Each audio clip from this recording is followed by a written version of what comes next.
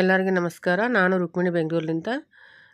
ಇವತ್ತು ವಿಡಿಯೋನಲ್ಲಿ ನಾವು ಯಾವ ಸೈಜ್ ಬ್ಲೌಸ್ಗೆ ಎಷ್ಟು ಲೈನಿಂಗ್ ಬೇಕು ಅನ್ನೋದು ನೋಡೋಣ. ಅಂದರೆ ಸ್ವಲ್ಪ ಜನ ಗೊತ್ತಿರಲ್ಲ, ಸೊ ಅದಕ್ಕೆ ನಾನು ಈ ವಿಡಿಯೋದಲ್ಲಿ ಎಕ್ಸ್ಪ್ಲೇನ್ ಮಾಡ್ತಾಯಿದ್ದೀನಿ. ಒಂದು 28 ಸೈಜ್ಗೆ ಎಷ್ಟು ಬೇಕು, 30ಗೆ 32 34 ಈ ಥರ ಸೈಜಸ್ ಮೇಲೆ ಡಿಪೆಂಡ್ ಆಗಿರುತ್ತಲ್ಲ, ಇದಕ್ಕೆ ಎಷ್ಟು ಲೈನಿಂಗ್ ಬೇಕು ಅನ್ನೋದು ಇದೊಂದು ನೋಡೋಣ. ಆಮೇಲೆ ಇನ್ನು ಕೆಲವೊಂದು ಟಿಪ್ಸ್ ಹೇಳ್ತೀನಿ ವಿಡಿಯೋದಲ್ಲಿ, ಲಾಸ್ಟ್ವರೆಗೆ ನೋಡಿ, ಸ್ಕಿಪ್ ಮಾಡೋಕ್ಕೆ ಹೋಗ್ಬೇಡ್ರಿ. ಬ್ಲೌಸಲ್ಲಿ ಅಂದರೆ ಬೂಟಿಕ್ ಸ್ಟೈಲ್ನಲ್ಲಿ ಬ್ಲೌಸ್ ಯಾವ ಥರ ಸ್ಟಿಚ್ ಮಾಡಬೇಕು, ಯಾವ ಥರ ಫಿನಿಶಿಂಗ್ ತರಬೇಕು, ಕಟಿಂಗ್ ಯಾವ ಥರ ಮಾಡ್ಕೋಬೇಕು ಅನ್ನೋದು ಡೀಟೇಲ್ಸನ್ನು ಈ ವಿಡಿಯೋದಲ್ಲಿ ಹೇಳ್ತೀನಿ. ವಿಡಿಯೋದ ಲಾಸ್ಟ್ವರೆಗೆ ನೋಡಿ, ಸ್ಕಿಪ್ ಮಾಡಬೇಡಿ. ಅದರ ಜೊತೆಗೆ ನಾನು ನಿಮಗೊಂದು ಬ್ಲೌಸ್ ಕಟಿಂಗ್ನ ತೋರಿಸ್ತಾ ಇದ್ದೇನೆ ವಿಡಿಯೋದಲ್ಲಿ, ನೀಟಾಗಿ ಅದನ್ನು ನೋಡಿ, ಇದನ್ನು ಕೇಳಿ. ವಿಡಿಯೋ ಇಷ್ಟ ಆದರೆ ಲೈಕ್ ಮಾಡಿ, ಲಾಸ್ಟ್ವರೆಗೆ ನೋಡಿ. ಬ್ಲೌಸು ಟೋಟಲು ಕಟಿಂಗ್ ಎಲ್ಲನೂ ಈ ವಿಡಿಯೋದಲ್ಲೇ ತೋರಿಸ್ತಾ ಇದ್ದೀನಿ. ತೋರಿಸ್ತಾನೆ ನಿಮ್ಮ ಜೊತೆಗೆ ನಾನು ಮಾತಾಡ್ತಾ ಇದ್ದೀನಿ. ಅದೇ ಥರ ಲಾಸ್ಟ್ವರೆಗೆ ನೋಡಿ ವಿಡಿಯೋನ. ಇವಾಗ ನಾವು ಸೈಜ್ ವೈಸ್ ಹೋದರೆ, ಕಾಟನ್ ಲೈನಿಂಗು 34 ಲೆಂತ್ ಇರುತ್ತೆ, ಇನ್ನೊಂದು 44 ಇರುತ್ತೆ. 34 ನಾವು ಸೈಜ್ ಮೇಲೆ ಡಿಪೆಂಡ್. 34 ಲೈನಿಂಗ್ ಕಾಟನ್ ಲೈನಿಂಗ್ ತೊಗೊಂಡ್ರೆ, ಕಾಟನ್ ಮಿಕ್ಸ್ ಇರುತ್ತೆ, ಕಾಟನ್ ಅಂತಲ್ಲ, ಕಾಟನ್ ಮಿಕ್ಸಲ್ಲಿ 28ಗೆ ಮತ್ತು 30 ಸೈಜ್ಗೆ ಮತ್ತು 32 ಸೈಜ್ಗೆ 34 ಸೈಜ್ಗೆ ಈ 4 ಸೈಜ್ಗಳಿಗೆ ಒಂದೇ ಮೀಟರ್ ಲೈನಿಂಗ್ ಆಗುತ್ತೆ. ಆಮೇಲೆ 36, 36, 38, 40ಗೆ 36, 38ಗೆ ಮಾತ್ರ, ಅಂದರೆ ಸ್ವಲ್ಪ ದಪ್ಪ ಆ ಸೈಜು ಪರ್ಸನ್ಸ್ಗೆ 110, 110 ಸೆಂಟಿಮೀಟರ್ ಲೈನಿಂಗ್ ಸರೋಗುತ್ತೆ. ಆಮೇಲೆ ಅದರ ಮೇಲೆ ಸೈಜುಗಳು 40, 42, 44, 40, 42, 44 ಸೈಜುಗಳಿಗೆ 44 ಈ 40, 42ಕ್ಕೆ ಮಾತ್ರ 120 ಅಂದರೆ 40ಗೆ 120 ಲೈನಿಂಗ್ ಬೇಕಾಗುತ್ತೆ. 44 ಮತ್ತು 44 ಸೈಜಿಗೆ 125 ಆ ಥರ ಬೇಕಾಗುತ್ತೆ. ಅಂದರೆ ಇದು ಎಲ್ಬೋ ಸ್ಲೀವ್ಸ್ ಮಾಡ್ಕೋಬೋದು 10 ಇಂಚಸ್ವರೆಗೂ. ಈ ಥರ ಲೈನಿಂಗ್ಗಳು ನಾವು ತೊಗೊಂಡ್ರೆ 34ಅಲ್ಲಿ. ಅದೇ 44ಅಲ್ಲೇ ಅಂದರೆ ಇನ್ನೊಂದು 10 ಸೆಂಟಿಮೀಟ್ರ್ ಕಡಿಮೆ ತೊಗೋಬೇಕಷ್ಟೇ. ಇವಾಗ 46 ಮತ್ತು 48 ಈ 2 ಸೈಜ್ಗೆ 130 ಆ ಥರ ತೊಗೋಬೇಕಾಗುತ್ತೆ ಲೈನಿಂಗು. ಇದು ಲೈನಿಂಗ್ಗಳು ತೊಗೊಳ್ಳೋದು ಮೆಜರ್ಮೆಂಟು. ಅಂದರೆ ನಾವು ಯಾವ ಥರ, ಈ ಥರನೂ ಕೆಲವೊಂದು ಜನಗೆ ಗೊತ್ತಿರಲ್ಲ, ಲರ್ನರ್ಸ್ಗೆ, ಹೊಸ್ದಾಗಿ ಟೈಲರಿಂಗ್ ಕಲಿತವ್ರಿಗೆ ಲೈನಿಂಗ್ ಎಷ್ಟು ತೊಗೋಬೇಕು ಅನ್ನೋದು ತುಂಬ ಕನ್ಫ್ಯೂಷನ್ ಇರುತ್ತೆ. ಸೊ ಆ ಕನ್ಫ್ಯೂಷನ್ ನಾನು ಇದರಲ್ಲಿ ಹೇಳ್ತಾ ಇದ್ದೀನಿ. ಯಾವತ್ತೇ ಕೂಡ ಸ್ಮಾಲ್ ಸೈಜ್ಗೆಲ್ಲನೂ 1 ಮೀಟರ್, ಎಲ್ ಸೈಜಿಗೆ 110, XLಗೆ 120, XXLಗೆ 125, XXLಗೆ 130, 135 ಈ ಥರ ಲೈನಿಂಗ್ಗಳು ತೊಗೋಬೇಕಾಗುತ್ತೆ ನೀವು. ಆಮೇಲೆ ನಾವು ಬೂಟಿಕ್ ಫಿನಿಶಿಂಗ್ ಯಾವ ಥರ ತರಬೇಕು ಬ್ಲೌಸ್ನಲ್ಲಿ, ಮತ್ತು ಸ್ಟಿಚ್ಚಿಂಗ್ನಲ್ಲಿ ಮತ್ತು ಕಟಿಂಗ್ನಲ್ಲಿ ನಾವೇನು ಮಾಡಬೇಕು ಗೊತ್ತಾ? ಸ್ಟಿಚ್ಚಿಂಗ್ ಮಾಡಬೇಕಾದ್ರೆ ಲೈನಿಂಗ್ನ ಫಸ್ಟು ಒಂದು ಸರ್ತಿ ಐರನ್ ಮಾಡಬೇಕು. ಯಾಕಂದರೆ ಲೈನಿಂಗ್ ಐರನ್ ಮಾಡಿದ್ರೆ ಅದರಲ್ಲಿರೋ ರಿಂಕಲ್ಸ್ ಎಲ್ಲನೂ ಕ್ಲೀನಾಗಿ ರಿಮೂವ್ ಆಗ್ತವೆ. ಕಟಿಂಗ್ ಮಾಡಬೇಕಾದ್ರೆ ನಮ್ಗೆ ಯಾವ ಥರದ್ದು ಎಷ್ಟು ಮಾರ್ಕಿಂಗ್ ಆಗಿರ್ತೀವೋ ಅಷ್ಟು ಕರೆಕ್ಟಾಗಿ ನಮಗೆ ನೀಟಾಗಿ ಫಿಟ್ಟಿಂಗ್ನಲ್ಲಿ ಪ್ರಾಬ್ಲಮ್ ಆಗೋಲ್ಲ. ನಾವು ಐರನ್ ಮಾಡಲಾರ್ದ ಬಟ್ಟೆ ಶಿಂಕ್ ಆಗೋದಿದ್ರು ಕೂಡ ಐರನಲ್ಲಿ ಶಿಂಕ್ ಆಗಿಬಿಡುತ್ತೆ. ನೆಕ್ಸ್ಟ್ ಬಂದುಬಿಟ್ಟು ಲೈನಿಂಗ್ ಮಾಡಿದ ಮೇಲೆ ಮೇನ್ ಪೀಸ್ ಕಟಿಂಗ್ ಮಾಡಬೇಕಾದ್ರೆ ನಿಮ್ಮ ಹತ್ರ ಸ್ಟೀಮ್ ಐರನ್ ಇದ್ದರೆ ಸ್ಟೀಮ್ ಐರನ್, ಅಥವಾ ನಾರ್ಮಲ್ ಐರನ್ ಇದ್ದರೆ ನಾರ್ಮಲ್ ಐರನ್ಲಿಂದನೂ ಮಾಡ್ಬೋದು.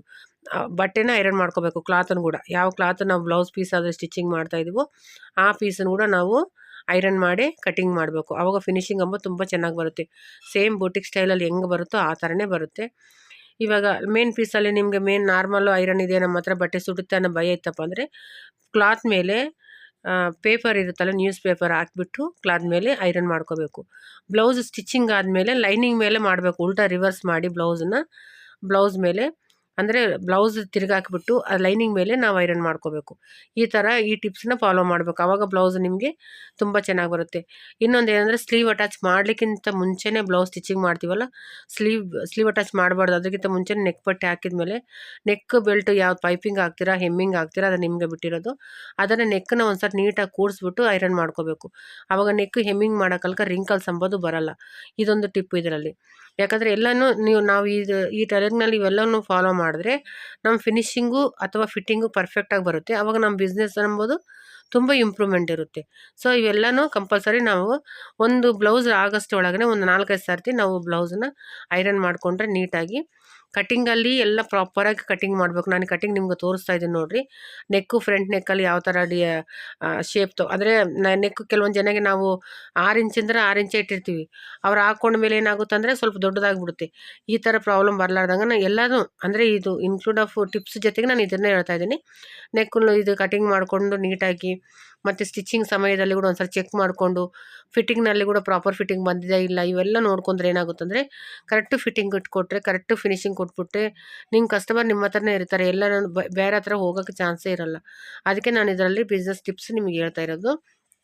ಇವಾಗ ಈ ಥರ ಐರನ್ ಮಾಡಿಕೊಂಡು ನೆಕ್ ಪಟ್ಟಿ ಹಚ್ಚಿದ ಮೇಲೆ ನೆಕ್ ಪಟ್ಟಿ ಐರನ್ ಮಾಡಿಕೊಂಡು ಎಲ್ಲನೇ ರಿಂಕಲ್ಸ್ ಇತ್ತಾ ರಿಂಕಲ್ಸಿನ ಮೇಲೇ ಐರನ್ ಮಾಡಿಕೊಂಡು ಈ ಥರ ಕಟಿಂಗು ನೀಟಾಗಿ ಮಾಡಬೇಕು, ಸ್ಟಿಚ್ಚಿಂಗೂ ನೀಟಾಗಿ ಮಾಡ್ಕೋಬೇಕು. ಒಂದು ಬ್ಲೌಸಿಗೆ ಅಂದರೆ ಕೂಡ ನಾವು ಒಂದು ಅರ್ಧ ಗಂಟೆ ಲೇಟ್ ಆಗ್ಬೋದು ಐರನ್ ಮಾಡ್ತಾ ಆದರೆ ಫಿನಿಶಿಂಗ್ ಒಂದೇ ಸರ್ತಿ ಕಂಪ್ಲೀಟಾಗಿ ಆಗುತ್ತೆ. ಟೋಟಲ್ ಬ್ಲೌಸ್ ಸ್ಟಿಚ್ಚಿಂಗ್ ಆದಮೇಲೆ ನೀವು ಅದನ್ನು ಒಂದು ಸರ್ತಿ ಚೆಕ್ ಮಾಡ್ಕೋಬೇಕು. ಫ್ರಂಟ್ ನೆಕ್ ಕರೆಕ್ಟಾಗಿದೆಯಾ, ಬ್ಯಾಕ್ ನೆಕ್ ಕರೆಕ್ಟಾಗಿದೆಯಾ. ನೆಕ್ ಪಟ್ಟಿ ಹಚ್ಚಕ್ಕಿಂತ ಮೊದಲೇ ಒಂದು ಸರ್ತಿ ನೆಕ್ ಚೆಕ್ ಮಾಡ್ಕೋಬೇಕು. ಅಳತೆ ಬ್ಲೌಸನ್ನ ನಿಮ್ಮ ಬ್ಲೌಸನ್ನ ಒಂದಲ್ಲಿ ಇಟ್ಬಿಟ್ಟು ನೆಕ್ಕು ಕರೆಕ್ಟಾಗಿ ಚೆಕ್ ಮಾಡ್ಕೋಬೇಕು. ಯಾಕಂದರೆ ಫ್ರಂಟ್ ನೆಕ್ಕು ಕರೆಕ್ಟಾಗಿದೆಯಾ, ಫ್ರಂಟ್ ನೆಕ್ಕು ಸೆಟ್ ಮಾಡಬೇಕು, ಬ್ಯಾಕ್ ನೆಕ್ಕು ಸೆಟ್ ಮಾಡ್ಕೋಬೇಕು. ಕರೆಕ್ಟಾಗಿ ಬಂತಂದರೆ ಆವಾಗ ನೆಕ್ ಪಟ್ಟಿ ಹಚ್ಬೇಕು. ಈ ಥರ ನೋಡ್ಕೋಬೇಕು. ಸ್ಲೀವ್ ಅಟ್ಯಾಚ್ ಮಾಡೋ ಮುಂದೆ ಕೂಡ ಒಂದ್ಸಲ ಸ್ಲೀವ್ ಅಟ್ಯಾಚ್ ಚೆಕ್ ಮಾಡ್ಕೋಬೇಕು. ಸ್ಲೀವ್ ಕರೆಕ್ಟಾಗಿದೆಯಾ, ಆರ್ಮೋಲ್ ಕೆಳಗಡೆ 2 ಪಾರ್ಟ್ ಕರೆಕ್ಟಾಗಿ ಬರ್ತಾ ಇದೆಯಾ, ಇವೆಲ್ಲನೂ ಚೆಕ್ ಮಾಡಿಕೊಂಡು ಸ್ಲೀವ್ ಅಟ್ಯಾಚ್ ಮಾಡಬೇಕು. ಫಿಟ್ಟಿಂಗಲ್ಲೂ ಅಷ್ಟೇ ಮಾಡಬೇಕು. ಫಿಟ್ಟಿಂಗಲ್ಲಿ ಫ್ರಂಟ್ ಪಾರ್ಟ್ ಎಷ್ಟಿದೆಯಾ, ಬ್ಯಾಕ್ ಪಾರ್ಟ್ ಎಷ್ಟಿದೆ, ವೆಸ್ಟ್ ಎಷ್ಟಿದೆಯಾ, ಇವೆಲ್ಲದಕ್ಕೂ ಮಾರ್ಕಿಂಗ್ ಹಾಕ್ಕೊಂಡೆ ನಾವು ಫಿಟ್ಟಿಂಗ್ ಹೋಗ್ಬೇಕು. ಒಂದು ಸಲ ಸ್ಟಿಚ್ ಹಾಕೋದು ಮತ್ತೆ ಬಿಚ್ಚೋದು ಈ ಥರ ಮಾಡೋಕ್ಕೆ ಹೋಗಬಾರ್ದು. ಯಾವುದೇ ಸ್ಟಿಚಿಂಗ್ಗಿಂತ ಮೊದಲೇ ನೀವು ಒಂದು ವೇಳೆ ಲರ್ನರ್ಸಾ ನಿಮ್ಗೆ ಬರಲ್ವಾ, ಸ್ಟಿಚಿಂಗ್ ಮಾಡೋದು ಕಷ್ಟ ನಿಮ್ಗೆ ಅಂದರೆ ಸ್ವಲ್ಪ ಲಾಂಗ್ ಸ್ಟಿಚ್ಚಲ್ಲೇ ಇಟ್ಕೊಂಡು ಒಂದು ಸಲ ಟ್ರೈ ಮಾಡ್ಬೇಕು ಬ್ಲೌಸನ್ನ ಸ್ಟಿಚಿಂಗ್ ಮಾಡಿ. ಇಲ್ಲ ನಮ್ಗೆ ಬರುತ್ತೆ ಅಂತಂದರೆ ನಾರ್ಮಲ್ ಸ್ಟಿಚ್ ಇಟ್ಕೋಬೇಕು.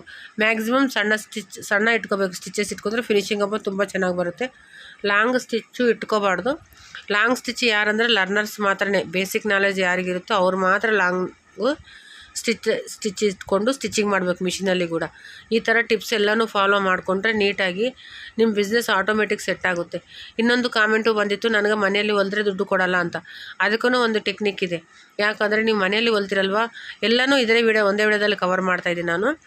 ಮನೆಗೆ ಹೊಲೆಯವರಿಗೆ ದುಡ್ಡು ಕೊಡಲ್ಲ ಅಂತಂದರೆ ನಿಮ್ಮದು ಫಿನಿಶಿಂಗು ಫಿಟ್ಟಿಂಗು ಯಾವುದೋ ಒಂದು ಪ್ರಾಬ್ಲಮ್ ಇರುತ್ತೆ.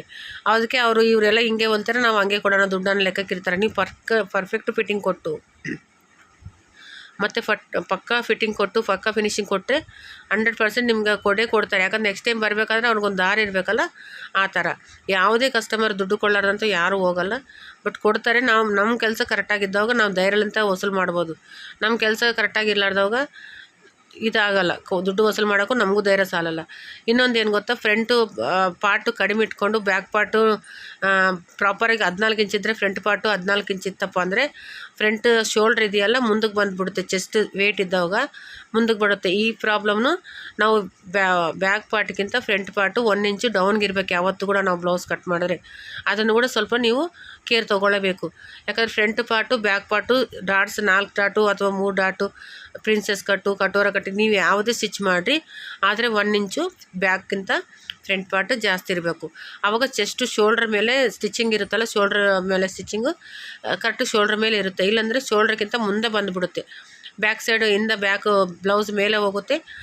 ಶೋಲ್ಡ್ರ್ ಸ್ಟಿಚಿಂಗು ನಮ್ಮದು ನೆಕ್ಕು 1 ಇಂಚು 1.5 ಇಂಚು ನೆಕ್ಕು ಡೌನ್ಗೆ ಬಂದುಬಿಡುತ್ತೆ ಮೇಲೆ ಶೋಲ್ಡ್ರ್ ಮೇಲೆ. ಸರ್ ಈ ಥರ ಪ್ರಾಬ್ಲಮ್ಸು ನಾವು ಬರಲಾರ್ದಂಗೆ ನಾವು ಫಸ್ಟಲ್ಲೇ ಇವೆಲ್ಲನೂ ನೋಡ್ಕೋಬೇಕು. ಸಣ್ಣ ಪ್ರಾಬ್ಲಮ್ಸ್ ಇವೆಲ್ಲನೂ ಒಂದೇ ವಿಡಿಯೋದಲ್ಲೇ ನಿಮ್ಗೆ ಕವರ್ ಮಾಡ್ತಾಯಿದ್ದೀನಿ ನಾನು. ಎಲ್ಲನೂ ನೋಡಿಕೊಂಡು ನೀಟಾಗಿ ಬ್ಲೌಸ್ ಸ್ಟಿಚಿಂಗ್ ಆದಮೇಲೆ ಒಂದು ಸಲ ನೀಟಾಗಿ ಫೈನಲ್ಗೆ ಉಕ್ಸು ಮತ್ತು ಕಾಜಾಗಳು ಹಾಕ್ತೀವಲ್ಲ, ಕಾಜಾ ಕೂಡ ಕರೆಕ್ಟಾಗಿ ಕ್ರಾಸ್ ಪಟ್ಟಿ ಕಾರ್ನರ್ ತಿರುಗುತ್ತಲ್ಲ ಅಲ್ಲಿ ಹಾಕ್ಬೇಕು ಕರೆಕ್ಟಾಗಿ. ನಾನು ಮಾರ್ಕಿಂಗ್ ಹಾಕಿದ್ನಲ್ಲ ಅಲ್ಲಿ ಒಂದು ಉಕ್ಸಿರಬೇಕು, ಅಲ್ಲಿ ಒಂದು ಕಾಜಾ ಹಾಕ್ಬೇಕು. ಕಾಜಾ ಏನಂತಾರೋ ಅದನ್ನು ಹಾಕ್ಬೇಕು ಅಲ್ಲಿ. ಆವಾಗ ಆ ಕಾರ್ನರಲ್ಲಿ ಅದು ಉಕ್ಸ್ ಹಾಕಿದರೆ ಪ್ರಾಪರ್ ಅಲ್ಲಿ ಹಿಡ್ಕೊಂಡು ಬಿಡುತ್ತೆ ಚೆಸ್ಟನ್ನು, ನೀಟಾಗಿ ಬ್ಲೌಸನ್ನು ಕೂಡುತ್ತೆ. ಉಕ್ಸ್ ಹಾಕೋಕಲ್ಕೂ 5 ಉಕ್ಸ 6 ಉಕ್ಸ 7 ಉಕ್ಸ ನೋಡ್ಕೋಬೇಕು. 6ಗಿಂತ ಉಕ್ಸ್ ಪಟ್ಟಿ ಜಾಸ್ತಿ ಇತ್ತಪ್ಪ ಅಂದರೆ 6 ಇಂಚ್ ಹಾಕ್ಬೇಕು. 6 ಉಕ್ಸ ಹಾಕ್ಬೇಕು. 6 ಒಳಗಡೆ ಇದ್ದರೆ ಮಾತ್ರ, 6 ಇಂಚ್ಗಿಂತ ಒಳಗಡೆ ಇದ್ದರೆ ಮಾತ್ರ 5 ಉಕ್ಸೇ ಹಾಕ್ಬೇಕು. ಈ ಥರ ಉಕ್ಸ್ಗಳು ಕೂಡ ನೋಡಿಕೊಂಡು ಟೈಟಾಗಿ ಒಂದು ಪಕ್ಕದಲ್ಲಿ 1 ಇಂಚು ಗ್ಯಾಪ್ ಬಿಟ್ಟು ಉಕ್ಸ್ಗಳು ಹಾಕಿದರೆ ಬ್ಲೌಸು ಕರೆಕ್ಟು ಫಿಟ್ಟಿಂಗು ಬರುತ್ತೆ. ಇದು ಕೂಡ ಚೆಕ್ ಮಾಡ್ಕೋಬೇಕು. ಇವೆಲ್ಲ ಚೆಕ್ ಮಾಡ್ಕೊಂಡು ಸ್ಟಿಚಿಂಗ್ ಮಾಡಿದ್ರೆ ಬ್ಲೌಸ್ ಅಂಬೋದು ಪರ್ಫೆಕ್ಟ್ ಫಿಟ್ಟಿಂಗು ಪರ್ಫೆಕ್ಟ್ ಫಿನಿಶಿಂಗ್ ಅಂಬೋದು ನಿಮ್ಗೆ ಬಂದೇ ಬರುತ್ತೆ. ಎಲ್ಲ ಸ್ಟಿಚಿಂಗ್ ಆದಮೇಲೆ 100% ಒಂದು ಸಲ ಚೆಕ್ ಮಾಡಲೇಬೇಕು. ನೀವು ಚೆಕ್ ಮಾಡಿ ಕಸ್ಟಮರ್ಗೆ ಡೆಲಿವರಿ ಮಾಡಬೇಕಾಗುತ್ತೆ. ಇನ್ನೂ ಒಂದು ಟಿಪ್ಸ್ ಏನಂದರೆ, ಕ್ಲಾತು ತೆಳುವಿತ್ತು ಅಂತಂದರೆ ಸೇಮ್ ಮೆಜರ್ಮೆಂಟೇ ಸ್ಟಿಚಿಂಗ್ ಮಾಡಬೇಕು. ಸಪೋಸ್ ಪ್ಲೇನ್ ಬ್ಲೌಸು ಮೆಜರ್ಮೆಂಟ್ ಕೊಟ್ಟಿದ್ದಾರೆ, ನಾವು ಲೈನಿಂಗ್ ಬ್ಲೌಸು ಅದ್ರ ಪ್ರಕಾರ ಲೈನಿಂಗ್ ಬ್ಲೌಸ್ ಸ್ಟಿಚ್ ಮಾಡ್ತಾಯಿದ್ದೀವಿ ಅಂದರೆ 100% ಎರಡು ಸೈಡು ನಮಗೆ ಅಂದರೆ ಟೂ ಸೈಡ್ಸು ಒಂದೊಂದು 1/4 ಇಂಚು ಅಥವಾ 1/2 ಇಂಚು ಲೂಸ್ ಇಟ್ಕೋಬೇಕು. ಟೋಟಲ್ ಬ್ಲೌಸ್ ಒಂದು ಅರ್ಧ ಇಂಚನ ಲೂಸ್ ಇಡಬೇಕು. ಸೇಮ್ ಪ್ಲೇನ್ ಬ್ಲೌಸ್ ಮೆಜರ್ಮೆಂಟಿಗೆ ನಾವು ಬ್ಲೌಸ್ ಸ್ಟಿಚ್ ಮಾಡೋಕ್ಕೆ ಹೋದರೆ ಬ್ಲೌಸ್ ಟೈಟ್ ಆಗಿಬಿಡುತ್ತೆ. ಇದು ಒಂದು. ಇನ್ನೊಂದು, ಕೆಲವೊಂದು ಕ್ಲಾತ್ ಎಕ್ಸ್ಪೆಂಡ್ ಆಗ್ತವೆ. ಆ ಎಕ್ಸ್ಪೆಂಡ್ ಆಗೋ ಕ್ಲಾತ್ಗಳು ನೋಡ್ಕೋಬೇಕು. ಅದರಲ್ಲಿ ಸ್ವಲ್ಪ ಒಂದು 1/4 ಇಂಚು ಟೈಟ್ ಮಾಡಿದ್ರೆ ನಡೆಯುತ್ತೆ. ಇಲ್ಲ ಸ್ವಲ್ಪ ಒಂದು ಕ್ಲಾತ್ಗಳು ದಪ್ಪ ಬರ್ತವೆ, ಬ್ಲೌಸ್ ಪೀಸ್ಗಳು ತುಂಬ ದಪ್ಪ ಇರ್ತವೆ, ಅದರಲ್ಲಿ ಒಂದು 1/4 ಇಂಚು ನಾವು ಲೂಸ್ ಬಿಟ್ಕೋಬೇಕಾಗುತ್ತೆ. ಎಲ್ಲನೂ ಕಡೆನೂ ನೋಡಿಕೊಂಡು 4 ಕಡೆ ಕೆಲವೊಂದು ಬಟ್ಟೆಗಳು ಐರನ್ ಮಾಡಬೇಕಾದ್ರೆ ಶಿಂಕ್ ಆಗ್ತವೆ. ಆ ಥರ ಬಂದಾಗ ಲೈನಿಂಗ್ ಅಂತ ಮೇನ್ ಪೀಸು ಸ್ವಲ್ಪ ಎಕ್ಸ್ಟ್ರಾ ಇಟ್ಕೊಂಡು ಕಟ್ ಮಾಡಿಕೊಂಡು ಐರನಲ್ಲಿ ಶಿಂಕ್ ಆದ್ರೂ ಅದು ಕವರ್ ಮಾಡುತ್ತೆ. ಈ ಥರ ನೋಡಿಕೊಂಡು ಮಾಡಬೇಕು. ಕೆಲವೊಂದು ಕ್ಲಾತ್ಗಳು ಬಬಲ್ಸ್ ಬರ್ತವೆ, ಸ್ಟಿಚಿಂಗ್ ಅದೇ ಐರನ್ ಮಾಡಬೇಕಾದ್ರೆ ಬಬಲ್ಸ್ ಬರ್ತವೆ. ಕ್ಲಾತಲ್ಲಿ ಬಬಲ್ಸ್ ಬರೋಂಥ ಬಟ್ಟೆಗಳು ಇತ್ತಪ್ಪ ಅಂದರೆ ನ್ಯೂಸ್ ಪೇಪರ್ ಯೂಸ್ ಮಾಡಿಕೊಂಡೇ ಐರನ್ ಮಾಡ್ಕೋಬೇಕು. ಅದನ್ನು ಒಂದು ನೆನ್ಪಿಟ್ಕೋಬೇಕು. ಯಾವತ್ತು ಕ್ಲಾತ್ ನಮ್ಗೆ ಸುಡುತ್ತೆ, ನಮ್ಮ ಹತ್ರ ಸ್ಟೀಮ್ ಐರನ್ ಇಲ್ಲ ಅನ್ನೋರೆಲ್ಲನೂ ನಾರ್ಮಲ್ ಕ್ಲಾತ್ ಮೇಲೆ ಐರನ್ ಮಾಡಬೇಕಾದ್ರೆ ಅವರು ನ್ಯೂಸ್ ಪೇಪರ್ ಯೂಸ್ ಮಾಡಿ ಕ್ಲಾತನ್ನು ಐರನ್ ಮಾಡ್ಕೋಬೇಕು. ಆವಾಗ ನಿಮಗೆ ನೀಟಾಗಿ ಐರನ್ ಕೂಡುತ್ತೆ, ನೀಟಾಗಿ ಕೂಡ ಬರುತ್ತೆ. ಒಂದು ವೇಳೆ ವರ್ಕ್ ಬ್ಲೌಸ್ ಬಂತು ಅಂದರೆ ಸೀರಿನಲ್ಲಿ ಪ್ಯಾಕಿಂಗ್ ಆಗಿ ಬರ್ತಿರ್ತಾವೆ ಸ್ಪಾಂಜ್ಗಳು, ಅವು ಎತ್ತಿಟ್ಕೋಬೇಕು. ಅದು ವೇಸ್ಟಾಗಿ ಬಿಸಾಕಬಾರ್ದು. ಅದರಲ್ಲಿ ಮೇಲೆ ವರ್ಕ್ ಬ್ಲೌಸ್ ಇಟ್ಟು ನೀವು ಐರನ್ ಮಾಡಿದ್ರೆ ರಿಂಕಲ್ಸು ಅಥವಾ ವರ್ಕ್ಗೆ ಸ್ಟೋನ್ ಇದ್ದರೆ ಅವೆಲ್ಲ ಒಡೆದೋಗ್ಲಾರ್ದಂಗೆ ನೀಟಾಗಿ ಬರ್ತವೆ. ಎಷ್ಟೊಂದು ಟಿಪ್ಸ್ ನಾನು ಈ ವಿಡಿಯೋದಲ್ಲಿ ಕವರ್ ಮಾಡೀನಿ. ಇದರಲ್ಲಿ ಯಾವುದೊಂದು ನಿಮ್ಗೆ ಯೂಸ್ ಆದ್ರೂ ಸಂತೋಷ. ಯಾಕಂದರೆ ನನಗೆ ಗೊತ್ತಿದ್ದಲ್ಲಿ ನಾನು ಎಲ್ಲ ನಾಲೆಜ್ ನಿಮಗೆ ಶೇರ್ ಮಾಡ್ತಾಯಿದ್ದೀನಿ. ಈ ಥರ ಲೈನಿಂಗ್ ನೋಡಿರಿ, ನಾನು 4 ಸೈಡು ನಾನು ಲೈನಿಂಗ್ ಬಿಟ್ಟೆ ಕಟ್ ಮಾಡ್ತಾಯಿದ್ದೀನಿ. ಈ ವಿಡಿಯೋದಲ್ಲಿ ಯಾವ ಥರ ನಾನು ಕಟ್ ಮಾಡಿದ್ದೀನಿ ನೋಡಿರಿ, ಆ ಥರನೇ ಲೈನಿಂಗ್ನ ಮೇನ್ ಪೀಸ್ ಮೇಲೆ ಇಟ್ಕೊಂಡು 4 ದಿಕ್ಕು ಕರೆಕ್ಟಾಗಿ ಕ್ಲಾತ್ ಸೆಟ್ ಆಗಿದೆಯಾ ಇಲ್ಲ ಅಂತ ನೋಡಿಕೊಂಡು ಕಟ್ ಮಾಡ್ಕೋಬೇಕು. ಯಾವುದೇ ಕೆಲಸ ಆಗಲಿ ಈ ಥರ ಮಾಡ್ಕೊಂಡೋದ್ರೆ ಪಕ್ಕಾ ಫಿನಿಶಿಂಗು, ಪರ್ಫೆಕ್ಟ್ ಫಿಟ್ಟಿಂಗು ಇದ್ದರೆ ನಮ್ಮದೇ ಸಕ್ಸಸ್ಸು. ಯಾಕಂದರೆ ಸಕ್ಸಸ್ ಬೇಕಾದರೆ ಸುಮ್ಮನೆ ಬರಲ್ಲ, ಅದಕ್ಕೆ ಎಷ್ಟೋ ಕಷ್ಟಪಡಬೇಕಾಗುತ್ತೆ. ಕರೆಕ್ಟು ಫಿನಿಶಿಂಗು ಯಾವತ್ತೇ ಕೂಡ ಬ್ಲೌಸಲ್ಲಿ ನೀವು ಬ್ಲೌಸ್ ಕಟ್ ಮಾಡಬೇಕಾದ್ರೆ ನೀಟಾಗಿ ಫಿನಿಶಿಂಗ್ ಕೊಡಬೇಕು, ನೀಟಾಗಿ ಕಟಿಂಗು ಮಾಡ್ಕೋಬೇಕು. ಆವಾಗ ಸಕ್ಸಸ್ 100% ನಿಮ್ಮದಾಗಿರುತ್ತೆ. ಈ ಥರ ಟಿಪ್ಸ್ ಎಲ್ಲನೂ ನಾನು ಈ ವಿಡಿಯೋದಲ್ಲಿ ಕವರ್ ಮಾಡಿದ್ದೀನಿ. ನನಗೆ ಗೊತ್ತಿದ್ದಾಗ ನಾಲೆಜ್ ನಿಮ್ಗೆ ಕೊಟ್ಟಿದ್ದೀನಿ. ನಿಮ್ಗೆ ವಿಡಿಯೋ ಇಷ್ಟ ಆದರೆ ಒಂದು ಲೈಕ್ ಮಾಡಿ, 4 ಜನಕ್ಕೆ ಶೇರ್ ಮಾಡಿ. ನಿಮ್ಗೆ ಯಾಕಂದರೆ ಎಲ್ಲರಿಗೂ ಯೂಸ್ ಆಗೋಂಥ ಟಿಪ್ಸ್ ಈ ವಿಡಿಯೋದಲ್ಲಿ ಇದ್ದಾವೆ. ನಿಮಗೆ ಹೊಸಬ್ರಿದ್ದರೆ ಸಬ್ಸ್ಕ್ರೈಬ್ ಮಾಡ್ಕೊಳ್ಳಿ. ನೆಕ್ಸ್ಟ್ ವಿಡಿಯೋದಲ್ಲಿ ಮತ್ತೆ ಮೀಟ್ ಆಗೋಣ.